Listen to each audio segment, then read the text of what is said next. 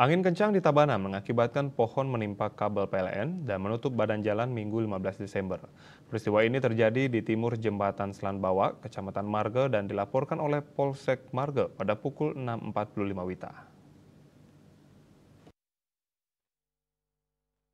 Kepala Pelaksana BPBD Tabanan Inyoman Srina Degiri dikonfirmasi mengatakan pohon tumbang ini segera ditangani petugas tim reaksi cepat TRC. Dipimpin oleh Kasih Trantib Kecamatan Marge, petugas bekerja sama dengan Polsek Marge dan masyarakat menyingkirkan pohon nangka yang tumbang akibat angin kencang. Kegiatan penanganan yang dimulai pukul 7.15 WITA berlangsung lancar tanpa kendala. Tidak ada laporan korban jiwa dalam kejadian ini. Akses jalan yang sempat terhambat kini kembali normal, memberikan kenyamanan bagi masyarakat pengguna jalan. BPBD Tabanan juga mengimbau masyarakat untuk selalu waspada terhadap potensi pohon tumbang, terutama di musim hujan dengan angin kencang. Puspawati, Bali Pos melaporkan.